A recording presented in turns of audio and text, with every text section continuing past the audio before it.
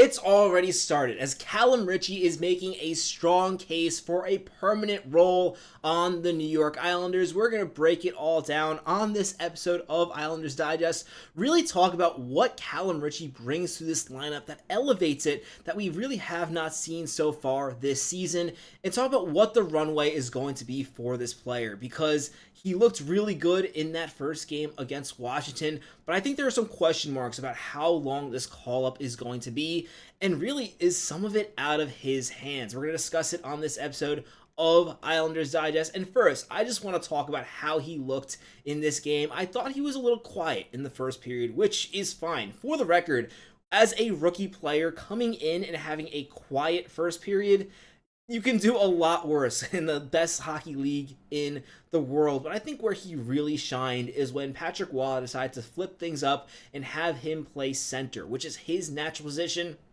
When you think about it, it makes more sense that Callum Ritchie was pretty quiet in the first period and maybe holding onto his stick too tight when he was playing the right wing. Because while right wing is wing in general is an easy position to play in the NHL compared to other positions, it's not where he's used to playing. You look all the way back to junior, he's hardly taken any shifts on the wing because he is such a good all-round center. So, of course, he's going to feel more natural when he does play at center. I think that's where he really shined and showed that he looked comfortable in the NHL. Despite making some mistakes, not being always dominant out there on the ice, he definitely looked like he belonged, and I think Stefan Rosner summed up what he did in this game. It was not an explosive stat line. It's not going to really blow up on the page. He did take 2 penalties, although one of them was not his fault. But looking at what he did, I think he brought a little more speed to the lineup. And that might be a bit harder to notice, especially when he was taking Barzal's spot on that second line. He's obviously going to look slower compared to Barzal. But in terms of the Islanders lineup, he definitely brought a little more juice there. He's smart with the puck, and I really appreciated his transition game and the way he's able to get the puck out of the zone and get plays moving really quickly. And again, he looked comfortable out there. I completely agree with what Stefan Rosner had to say. And I'm also going to add the biggest element that Callum Ritchie brought to this game isn't even what he brings to the game himself, although I'll note he really adds another element to that second power play, which has looked pretty awful throughout this season, while the first power play has looked much better for the Islanders, especially once Schaefer was permanently moved to the first power play unit. The second power play unit has not really provided anything. A lot of times it frustrates me how much Patrick Waugh puts that unit out because they don't get much done. But with Callum Ritchie, it looked like it had a bit more of an element to it. And a couple times, I'm shocked Hyman did not score off those really good passes. I'd like to see a little more offense 5-on-5, and that's going to come. But what I was getting to is what Callum Ritchie brought to the Islanders that we have not seen all season is he allows them to play the best line they've iced in a long time, with Mathew Barzal playing with Bo Horvat. As Patrick Waugh put it, it was nice to put Barzy back with Bo and then having a meal with them. I thought that Ritchie played really well with Drouin and Pomsey, and I agree. Callum Ritchie at center with centering Drouin and Pomsey, I think that's Palmieri is a really strong line.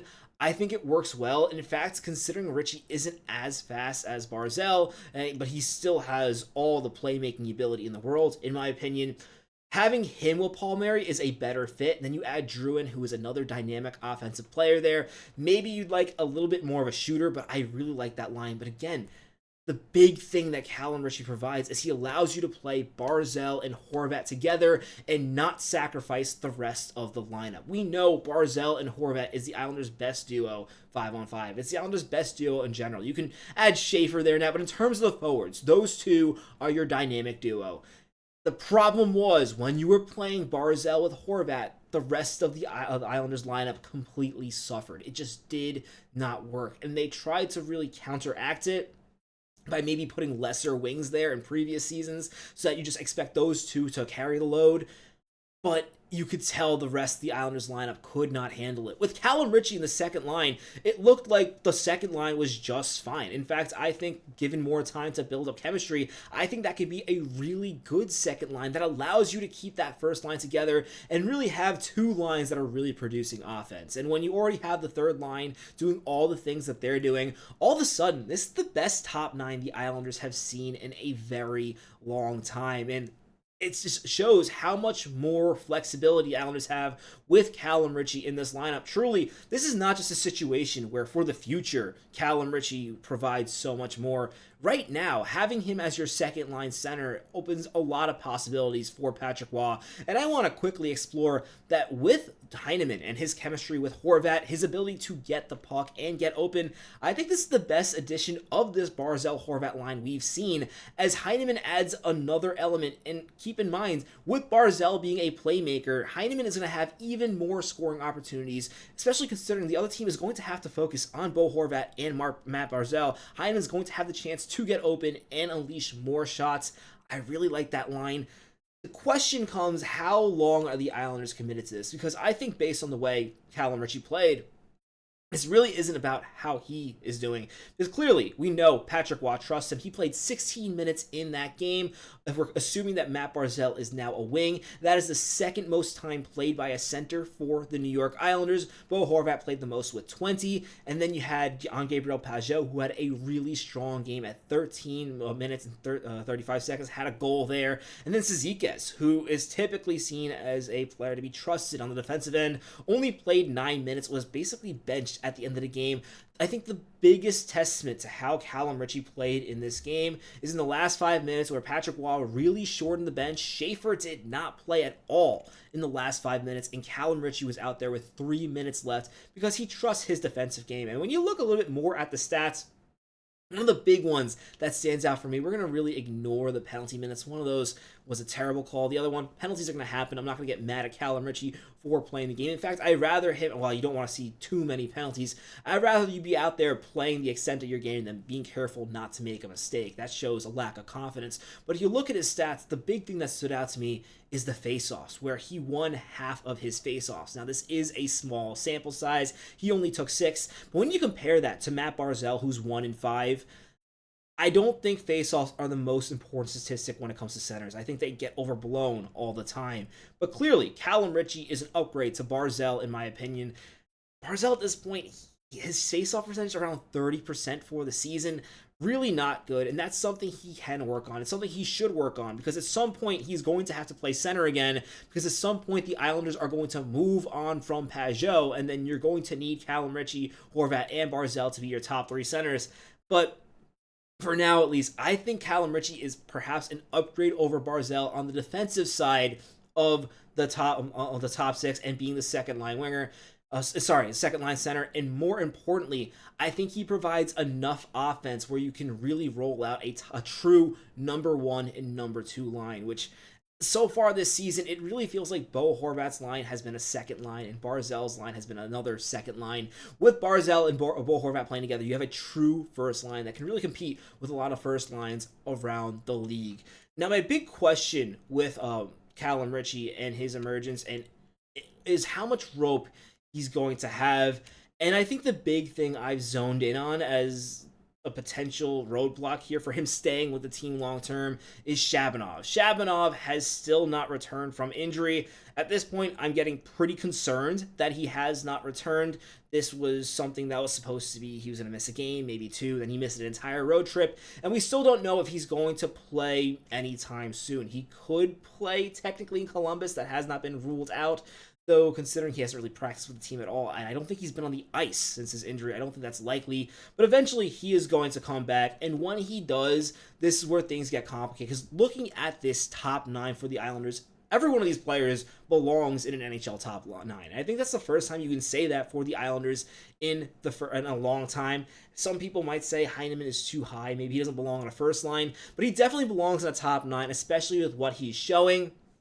I don't think the Islanders are going to want to play Shabanov on the 4th line, nor does he deserve to play on a 4th line. He has played really well so far in the games he has played. He has added an element of offense. So this is a situation where I don't think they want to move Ritchie down. It doesn't make sense. While people might argue, yeah, he's better than Cizikas, we know that. That's obvious.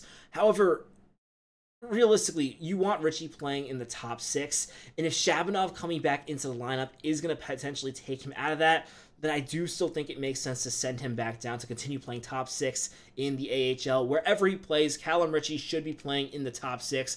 I'll give a pass if he's playing the third line center role for the Islanders, but that's not going to happen until the trade deadline. And perhaps this issue with Islanders having all of a sudden too many players almost in their top 6, perhaps this does kind of speed up the clock where a move needs to get done, because while I don't mind Siplikov not playing, and honestly at this point I don't think he's deserved to play, which is unfortunate. I was really high on Siplikov going into the season. I really thought we were going to get a 20-goal year out of him. He's looked pretty horrendous. It's understandable why Patrick Watt is scratching him again. I was frustrated the first time. At this point it makes sense. It was Shabanov. You're going to want to get him back in the lineup, so something is going to have to give there. At some point, I think the solution, and I hate to say it, in addition to Pageau, you're probably going to have to move on from Anders Lee, just because in addition, he's a left wing, and in addition to the players you have right now, you have players coming up in the future who are also going to need that left wing space, and Drouin is locked up already. You have some other wingers on this team. We'll see what happens, but that's going to be a big question when it comes to Calum Ritchie. Is he going to be able to survive and really cement his way in the lineup before Shabanov has to come back, and the Islanders are going to be forced to make a difficult decision when it comes to that position, assuming and hoping that nobody gets hurt. As a final note on this episode of Islanders Digest, we have to mention Mathew Schaefer has been named the NHL Rookie of the Month. Really impressive. He had a great first month to his season, especially considering he is only 18 years old. I will say that last game against the Capitals is perhaps the worst game he has played for the Islanders so far. As we mentioned, did not play in the last 5 minutes when Patrick Watt elected to shorten the bench. And that's fine. If that is going to be the worst game Schaefer plays, if that's going to be the lowest energy he brings to an NHL game, then we are in really good hands for the future. I think Schaefer has been incredible. 8 points in 11 games, and yeah, I think he's very deserving of the Rookie of the Month award. Montreal fans are arguing that it should be one of their players, either Dobes or Demidov.